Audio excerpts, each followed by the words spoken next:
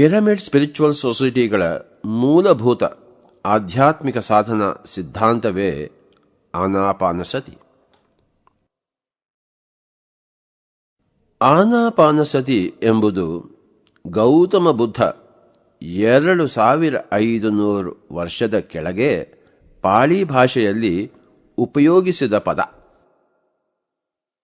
ಪಾಳಿ ಭಾಷೆಯಲ್ಲಿ ಆನ ಅಂದರೆ ಉಚ್ಛ್ವಾಸ, ಅಪಾನ ಅಂದರೆ ನಿಶ್ವಾಸ, ಸತಿ ಅಂದರೆ ಕೂಡಿಕೊಂಡಿರುವುದು.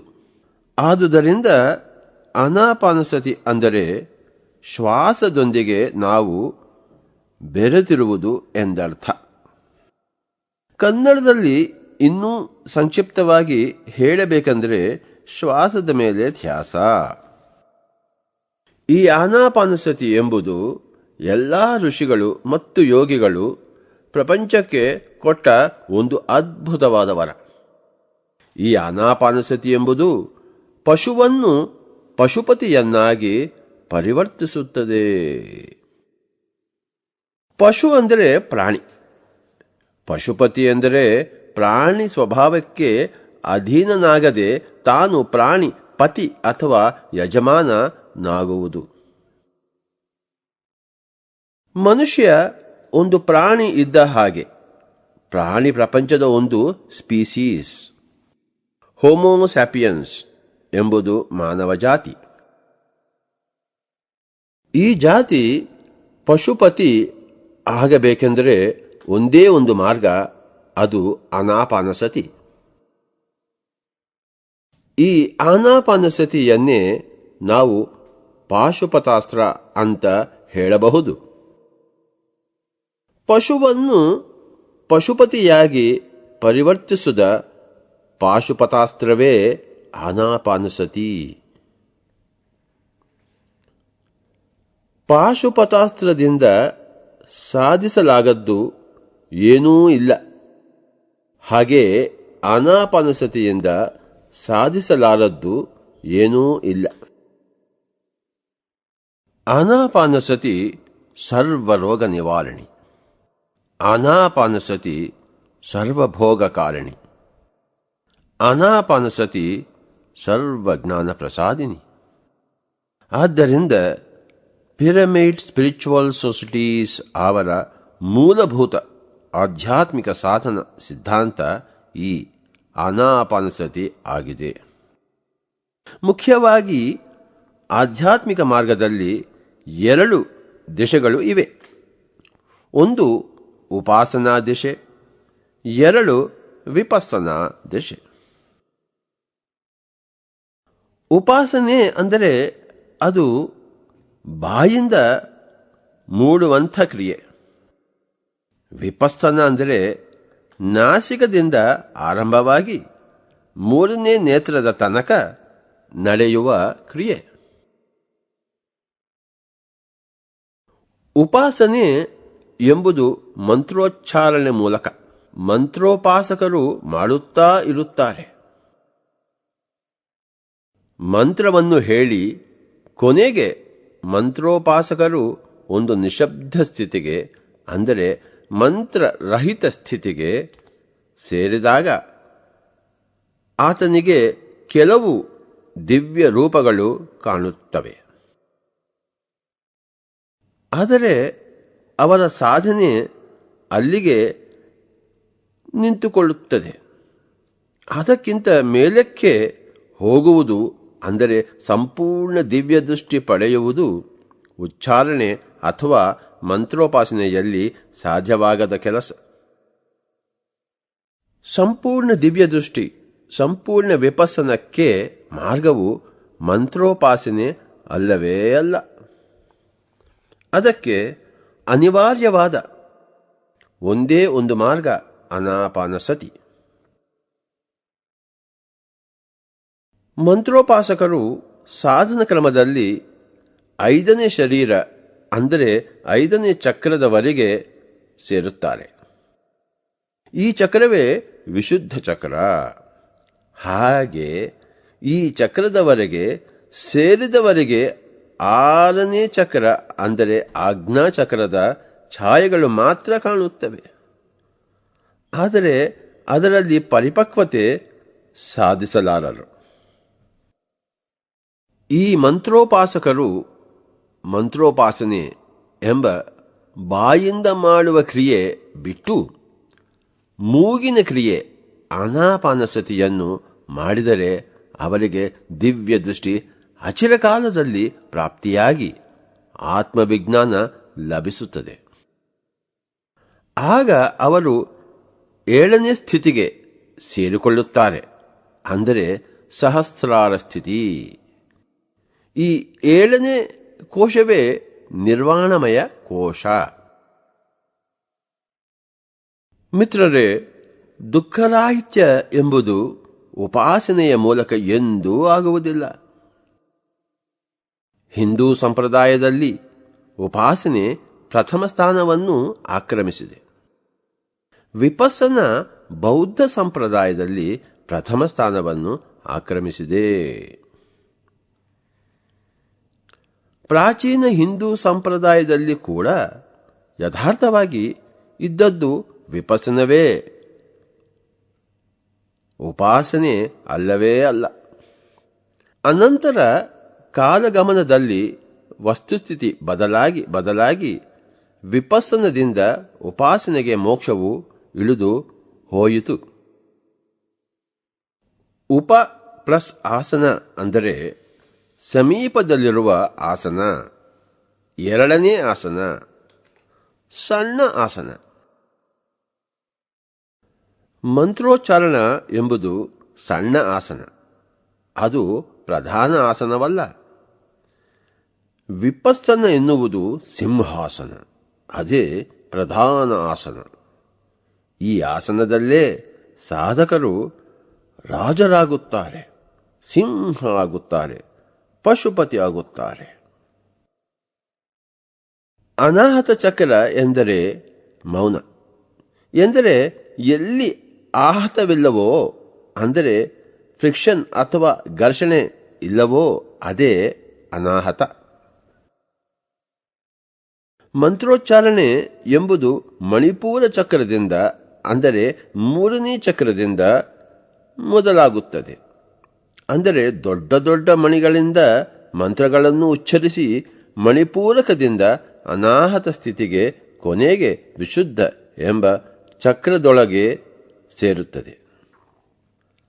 ಆಗ 5ನೇ ಚಕ್ರ ಮಾತ್ರ ಉತ್ತೇಜಿತವಾಗುತ್ತದೆ. ಆದರೆ ಆನಾಪಾನಸತಿ ಎಂಬುದು ನೇರವಾಗಿ ವಿಶುದ್ಧ ಚಕ್ರದಿಂದ ಆರಂಭವಾಗಿ ಆಜ್ಞಾಚಕ್ರದ ಮುಖಾಂತರ 7ನೇ ಸ್ಥಿತಿಗೆ ಕೊಂಡೊಯ್ಯುತ್ತದೆ. ಹಾಗೆ ಸೇರಿಕೊಂಡವನೇ 7 ಬೆಟ್ಟದವನು. ಅಲ್ಲಿಗೆ ಸೇರಿಕೊಂಡವರೇ ಗ್ರ್ಯಾಂಡ್ ಮಾಸ್ಟರ್ಸ್. ಆದ್ದರಿಂದ ಯಾರೇ ಆಗಲಿ ಮಾಸ್ಟರ್ಸ್ ಮತ್ತು ಗ್ರ್ಯಾಂಡ್ ಮಾಸ್ಟರ್ಸ್ ಅಂದರೆ ಗುರು ಅಥವಾ ಪರಮಗುರು ಆಗಬೇಕಾದರೆ ಅವರು ಆನಾಪಾನಸತಿಯನ್ನು ಕೈಗೊಳ್ಳಬೇಕು, ಮಂತ್ರೋಪಾಸನೆಯನ್ನಲ್ಲ. ಮಂತ್ರೋಪಾಸನೆ ಮೂಲಕ ಒಬ್ಬನು ಪ್ರಧಾನ ಶಿಷ್ಯನಾಗಬಹುದು, ಆದರೆ ಪ್ರಧಾನ ಗುರು ಮಾತ್ರ ಆಗುವುದಿಲ್ಲ. 6ನೇ ಚಕ್ರಕ್ಕೆ ಸೇರಿಕೊಂಡವರೇ ಗುರುಗಳು. 7ನೇ ಚಕ್ರಕ್ಕೆ ಅಂದರೆ ಸಹಸ್ರಾರ ಸ್ಥಿತಿಗೆ ಸೇರಿಕೊಂಡವರೇ ಪರಮಗುರುಗಳು. ಅದಕ್ಕಿರುವ ಮಾರ್ಗ ಆನಾಪಾನಸತಿಯೇ ಹೊರತು ಮಂತ್ರೋಪಾಸನೆ ಅಲ್ಲ. ಆದ್ದರಿಂದ ಪಿರಮಿಡ್ ಸ್ಪಿರಿಚುವಲ್ ಸೊಸೈಟಿಯವರ ಸಿಲಬಸ್ ಅತ್ಯುತ್ತಮವಾದ ಸಿಲಬಸ್. ಇದು ರಿಸರ್ಚ್ ಮಾಡುವ ಸಿಲಬಸ್. ಇದು ಹೈಸ್ಕೂಲ್, ಪ್ರೈಮರಿ ಸ್ಕೂಲ್ ಆಧ್ಯಾತ್ಮಿಕ ಸಿಲೆಬಸ್ ಅಲ್ಲ. ಈ ಪೋಸ್ಟ್ ಗ್ರಾಜ್ಯುಯೇಟ್ ಕಾಲೇಜಿನಲ್ಲಿ ಎಂಟ್ರಿ ಟಿಕೆಟ್ ಎಲ್ಲಿಂದ ಶುರು ಮಾಡುತ್ತೇವೆ ಅಂದರೆ ಅಧೋಲೋಕವಾದ ಬಾಯಿಂದ ಶುರು ಮಾಡುವುದಿಲ್ಲ, ಊರ್ಧ್ವಲೋಕವಾದ ನಾಸಿಕದಲ್ಲೇ ಶುರು ಮಾಡುತ್ತೇವೆ. ಮಂತ್ರ ಅಧೋಲೋಕವಾದ ಬಾಯಲ್ಲಿ ಇದೆ. ಆನಾಪಾನಸತಿ ಊರ್ಧ್ವಲೋಕವಾದ ನಾಸಿಕದಲ್ಲಿ ಇದೆ. ಬಾಯಿ ಅಡ್ಡವಾಗಿ ಇರುತ್ತದೆ, ನಾಸಿಕ ನೀಳವಾಗಿ ಇರುತ್ತದೆ. ಆದ್ದರಿಂದ ನಾವು ಎಷ್ಟು ಉಪಾಸನೆ ಮಾಡಿದರೂ ಈ ಲೋಕದಲ್ಲಿ ಅಡ್ಡಾದಿಡ್ಡವಾಗಿ ತಿರುಗುತ್ತಾ ಇರುತ್ತೇವೆ. ಆದರೆ ನಾಸಿಕದಲ್ಲಿ ಸ್ಥಿರವಾಗುವುದರ ಮೂಲಕ ನಾವು ನೀಳವಾಗಿ ಮತ್ತು ನೇರವಾಗಿ ಮೇಲಿನ ಲೋಕಗಳಿಗೆ ಹೋಗಿಬಿಡುತ್ತೇವೆ. ನಾಸಿಕ ಎಲ್ಲಿ ಮೊದಲಾಗುತ್ತದೋ ಅದರ ಹೆಸರೇ ಭ್ರೂಮಧ್ಯ, ಅದೇ ನಾಸಿಕಾಗ್ರ. ನಾಸಿಕಾಗ್ರ ಅಂದರೆ ಮೂಗಿನ ತುದಿಯಲ್ಲ, ಅಗ್ರ ಅಂದರೆ ಮೇಲೆ. ಆದ್ದರಿಂದ ಭ್ರೂಮಧ್ಯವನ್ನೇ ನಾಸಿಕಾಗ್ರ ಎಂದು ಅನ್ನುತ್ತೇವೆ. ಯಾವಾಗ ನಾವು ಶ್ವಾಸದ ಮೇಲೆ ಧ್ಯಾಸವನ್ನು ಇಡುತ್ತೇವೋ ಆಗ ಧ್ಯಾನವು ಶುರುವಾಗುತ್ತದೆ. ಆನಾಪಾನಸತಿ ಅಭ್ಯಾಸ ಹೇಗೆ ಮಾಡಬೇಕೆಂದರೆ, ಸುಖವಾಗಿ ಕುಳಿತುಕೊಂಡು ಕಣ್ಣು ಮುಚ್ಚಿ 2 ಕೈಗಳನ್ನು ಸೇರಿಸಿ ಶ್ವಾಸ ನಿಶ್ವಾಸಗಳನ್ನು ಗಮನಿಸುವುದು. ಯಾವ ಮಂತ್ರಾಲೋಚನೆ ಮಾಡದೆ ಸಮಯ ದೊರೆತಾಗೆಲ್ಲ ಯಾರ ವಯಸ್ಸು ಎಷ್ಟಿದೆಯೋ ಅಷ್ಟು ನಿಮಿಷಗಳವರೆಗೆ ಧ್ಯಾನ ಮಾಡಬೇಕು. ಈ ಥರ ಮಾಡಿದಾಗ ಶ್ವಾಸ ಸಣ್ಣದಾಗಿ ಹೋಗುತ್ತಾ ಹೋಗುತ್ತಾ ಕೊನೆಗೆ ನಾಸಿಕಾಗ್ರದಲ್ಲಿ ಅಂದರೆ ಸುದರ್ಶನ ಚಕ್ರದ ಸ್ಥಾನದಲ್ಲಿ ತಾನಾಗಿ ತಾನೇ ಸ್ಥಿರವಾಗುತ್ತದೆ. ಆಗ ನಾವು ಆ ಸ್ಥಿತಿಯಲ್ಲಿ ತದೇಕರಾಗಿ ತನ್ಮಯರಾಗಿ ಇದ್ದರೆ ನಮ್ಮ 3ನೇ ಕಣ್ಣು ಉತ್ತೇಜಿತವಾಗುತ್ತದೆ. ಈ 3ನೇ ಕಣ್ಣಿನ ಉತ್ತೇಜನವನ್ನು ಗಮನಿಸುವುದೇ ವಿಪಸ್ಸನ. ಪಶ್ಯತಿ ಅಂದರೆ ಸಂಸ್ಕೃತದಲ್ಲಿ ನೋಡುವುದು, ಪಸ್ಸನ ಅಂದರೆ ಪಾಳಿ ಭಾಷೆಯಲ್ಲಿ ನೋಡುವುದು, ವಿಪಸ್ಸನ ಅಂದರೆ ವಿಶೇಷವಾಗಿ ನೋಡುವುದು. ಇದು 3ನೇ ನೇತ್ರದ ನೋಟ, ಥರ್ಡ್ ಐ ವಿಷನ್. ಇದು ನಮಗೆ ಆನಾಪಾನಸತಿಯ ಮುಖಾಂತರ ತಕ್ಷಣ ಲಭಿಸುವ ಕೊಡುಗೆ, ಬಹುಮಾನ. ಇದು ಬಹಳ ಅದ್ಭುತ. ಆದ್ದರಿಂದ ನಾವು ಈ ಆನಾಪಾನಸತಿಯನ್ನು ಪ್ರತಿದಿನ ಅಭ್ಯಾಸ ಮಾಡಿ ಅದರ ಮುಖಾಂತರ ಮೆಲ್ಲಗೆ ಇತರ ಲೋಕಗಳನ್ನು ತಿಳಿದುಕೊಂಡು ಅಲ್ಲೆಲ್ಲ ಸಂಚರಿಸುತ್ತಾ ಜ್ಞಾನ ವಿಜ್ಞಾನಗಳನ್ನು ಸಂಪಾದಿಸಿ ಪೂರ್ಣ ಅವಗಾಹನೆ ಬಂದಾಗ ನಾವು ಸಹಸ್ರಾರ ಸ್ಥಿತಿ ಸೇರಿಕೊಂಡ ಹಾಗೆ. ಈ ವಿಪಸ್ಸನ ಅಂದರೆ ಪ್ರಸ್ತುತ ಕಾಲದಲ್ಲಿ ಪ್ರಚಾರದಲ್ಲಿರುವ ಶ್ರೀ ಗೋಯಂಕ ಅವರ ವಿಪಸ್ಸನ ಮಾರ್ಗ ಅಲ್ಲವೇ ಅಲ್ಲ. ಆ ವಿಪಸ್ಸನ ಮತ್ತು ಈ ವಿಪಸ್ಸನ ಒಂದೇ ಅಲ್ಲ.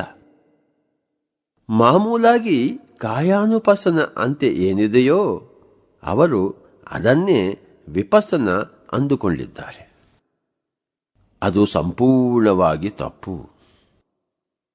ಆದ್ದರಿಂದ ನಾವು ಈ ದಿನ 3 ಪದಗಳಿಗೆ ಆನಾಪಾನಸತಿ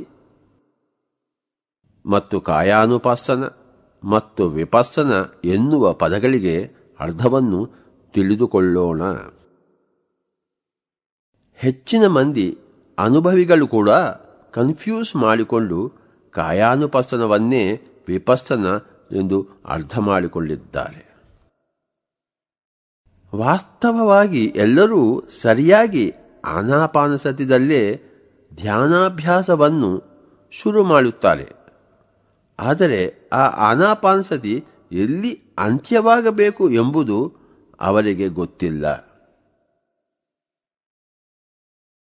ಈ ಆನಾಪಾನಸತಿ ಎಷ್ಟು ಹೊತ್ತು ಮಾಡಬೇಕು ಅಂದರೆ ಕನಿಷ್ಠ ಯಾರ ವಯಸ್ಸು ಎಷ್ಟೋ ಅಷ್ಟು ನಿಮಿಷಗಳ ಕಾಲ ಕುಳಿತುಕೊಳ್ಳಬೇಕು. ಅಂದರೆ 10 ವರ್ಷದವರು 10 ನಿಮಿಷ, 20 ವರ್ಷದವರು 20 ನಿಮಿಷ ಹಾಗೆ. 30 ವರ್ಷದವರು 30 ನಿಮಿಷಗಳ ಕಾಲ ಧ್ಯಾನದಲ್ಲಿ ಕುಳಿತುಕೊಳ್ಳಬೇಕು. ಈ ವಿಧವಾಗಿ ಮಿನಿಮಮ್ ಧ್ಯಾನಾಭ್ಯಾಸವನ್ನು ಮಾಡಬೇಕು.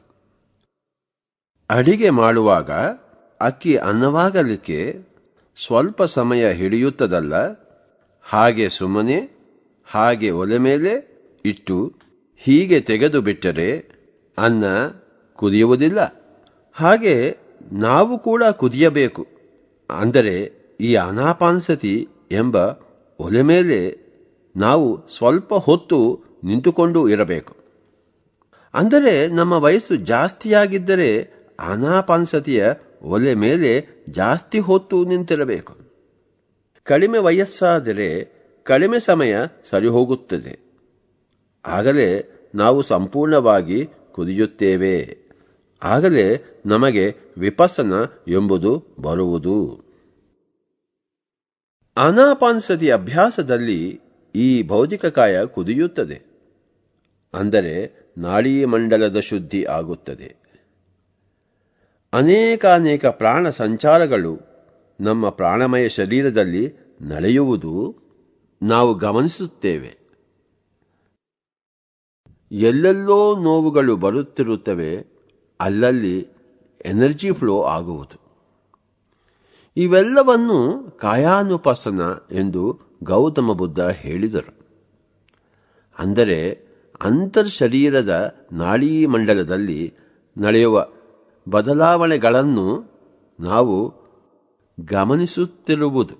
ಕಾಯಾನುಪಸನವನ್ನೇ ವಿಪಸ್ಸನ ಅಂತ ತಪ್ಪು ತಿಳಿದರೆ ಕೇವಲ ನಾಡಿ ಮಂಡಲ ಶುದ್ಧಿಯೊಂದೇ ಆಗುತ್ತದೆ. ಆದರೆ ದಿವ್ಯ ದರ್ಶನಗಳಿಗೆ ಮತ್ತು ಥರ್ಡ್ ಐ ವಿಷನ್ಗೆ ಅಲ್ಲಿ ಅವಕಾಶವೇ ಇಲ್ಲ. ಅಲ್ಲಿ ಎಲ್ಲರೂ ಕೇವಲ ಶರೀರಾನುಭೂತಿಗಳನ್ನು ಮತ್ತು ಆರೋಗ್ಯವನ್ನು ಮಾತ್ರ ಹೊಂದುತ್ತಿದ್ದಾರೆ. ಆದರೆ ಆತ್ಮವಿಜ್ಞಾನವನ್ನು ಪಡೆಯುವುದಿಲ್ಲ. ಆತ್ಮವಿಜ್ಞಾನ ವಿಪಸ್ಸನ ಮುಖಾಂತರವೇ ಬರುತ್ತದೆ. ಕಾಯಾನುಪಸ್ಸನದಲ್ಲಿ ನಿಂತು ಹೋದರೆ ಬರುವುದಿಲ್ಲ. ನಾಡಿ ಮಂಡಲದಲ್ಲಿ 72,000 ನಾಡಿಗಳು ಇರುತ್ತವೆ. ನಾಡಿ ಎಂದರೆ ಎನರ್ಜಿ ಚಾನೆಲ್. ನಾಡಿ ಶುದ್ಧವಾಗುವುದನ್ನು, ಆಗ ಅಲ್ಲಿ ಬರುವ ನೋವುಗಳನ್ನು, ಅನುಭವಗಳನ್ನು ಗಮನಿಸುವುದನ್ನೇ ಕಾಯಾನುಪಸ್ಸನ ಅನ್ನುತ್ತೇವೆ. ಆನಾಪಾನಸತಿ ಧ್ಯಾನದಿಂದ ಅಪಾರವಾದ ಪ್ರಾಣಶಕ್ತಿ ನಮ್ಮೊಳಗೆ ಪ್ರವೇಶಿಸಿ ಆ ಪ್ರಾಣಶಕ್ತಿ ಅನೇಕಾನೇಕ ನಾಡಿಗಳನ್ನು ತೊಳೆಯುತ್ತದೆ. ಆ ತೊಳೆಯುವ ಅಥವಾ ಶುದ್ಧೀಕರಣ ಮಾಡುವ ರೀತಿಯನ್ನು ಮತ್ತು ಆಗ ಬರುವಂಥ ನೋವುಗಳನ್ನು ಗಮನಿಸುವುದೇ ಕಾಯಾನುಪಸ್ಸನ.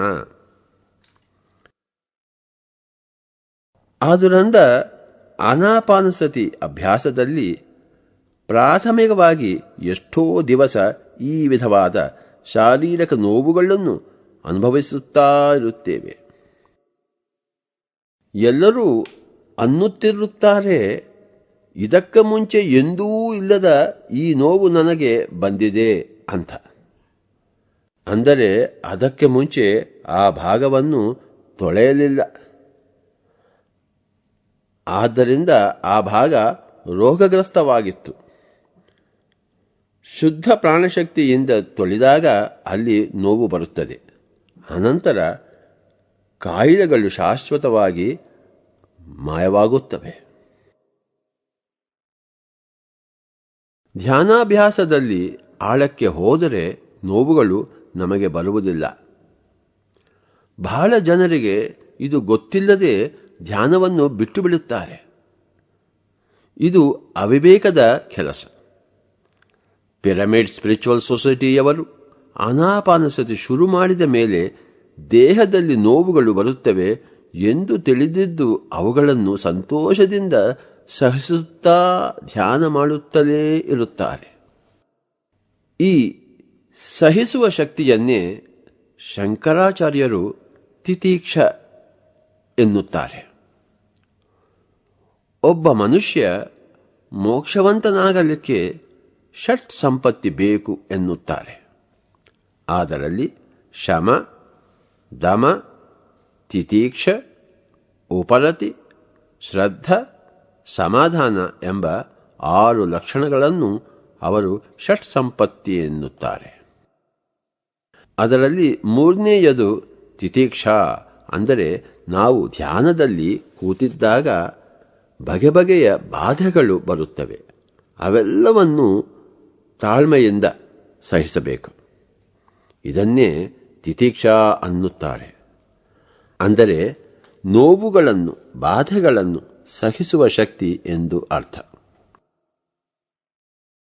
ಮನುಷ್ಯ ತನ್ನ ಮೊದಲಿನ ಅಹಂಕಾರಪೂರಿತ ಜನ್ಮಗಳಲ್ಲಿ ತನ್ನ ನಾಳೀಯ ಮಂಡಲವನ್ನು ಎಷ್ಟು ಅಶುದ್ಧ ಮಾಡಿಕೊಂಡಿರುತ್ತಾನೋ ಅಷ್ಟನ್ನೂ ತನ್ನ ಕೊನೆಯ ಜನ್ಮದಲ್ಲಿ ತಪ್ಪದೆ ಶುದ್ಧ, ಕ್ಲೀನ್ ಮಾಡಿಕೊಳ್ಳಬೇಕು. ನಾಳೀ ಮಂಡಲ ಅಶುದ್ಧವಾಗಿದ್ದರೆ ನೋವುಗಳು ಬರುತ್ತಾ ಇರುತ್ತವೆ. ಹಿಂದಿನ ಜನ್ಮಗಳಲ್ಲಿ ಮಹಾಯೋಗಿ ಆಗಿದ್ದರೆ ಯಾವ ನಾಳೀಮಂಡಲದ ಶುದ್ಧಿಯ ಅಗತ್ಯವೇ ಇಲ್ಲ. ನೇರವಾಗಿ ವಿಪಸ್ಸನ ಬರುತ್ತದೆ. ಆದ್ದರಿಂದ ಹಿಂದಿನ ಜನ್ಮಗಳಲ್ಲಿ ನಾವು ಯೋಗ ಮಾಡಿಲ್ಲದಿದ್ದರೆ, ಪಾಪಚರಿತರಾಗಿದ್ದರೆ, ಈ ಜನ್ಮದಲ್ಲಿ ಆನಾಪಾನಸತಿ ಅಭ್ಯಾಸ ಶುರು ಮಾಡಿದಾಗ ಎಷ್ಟೋ ದಿವಸ ನಾಡೀಮಂಡಲದ ಶುದ್ಧಿಯಲ್ಲೇ ಕಳೆಯಬೇಕು. ಎಷ್ಟೋ ಗಂಟೆಗಳ ಕಾಲ ಕಾಯಾನುಪಸನದಲ್ಲೇ ಇರಬೇಕು. ಒಬ್ಬ ವ್ಯಕ್ತಿ ಗತ ಜನ್ಮಗಳಲ್ಲೇ ದೊಡ್ಡ ಯೋಗಿಯಾಗಿದ್ದರೆ ಕಾಯಾನುಪಸನೆ ಎಂಬುವ 2ನೇ ದಶೆ ಆ ವ್ಯಕ್ತಿಗೆ ಒಂದಿಷ್ಟೂ ಇರದು. ಇಲ್ಲವೆಂದರೆ ಬಹಳ ಕಡಿಮೆ ಇರಬಹುದು. ಅಥವಾ ಆನಾಪಾನಸತಿ ಶುರು ಮಾಡುತ್ತಲೇ 3ನೇ ಕಣ್ಣು ತೆರೆದು ತಕ್ಷಣವೇ ವಿಪಸ್ಸನ ದಶೆಗೆ ಹೋಗಬಹುದು. ಆದ್ದರಿಂದ ನಾವು ಯಾವ ಜನ್ಮದಲ್ಲಿ ಏನು ಮಾಡಿದ್ದೇವೆ, ಏನು ಮಾಡಿಲ್ಲ ಎಂಬುದರ ಆಧಾರದ ಮೇಲೆ ಈ ಜನ್ಮದಲ್ಲಿ ಕಾಯಾನುಪಸನ ದೇಶ ಯಾವ ರೀತಿಯಲ್ಲಿದೆ ಅಥವಾ ಇಲ್ಲ ಎಂದು ಗೊತ್ತಾಗುತ್ತದೆ.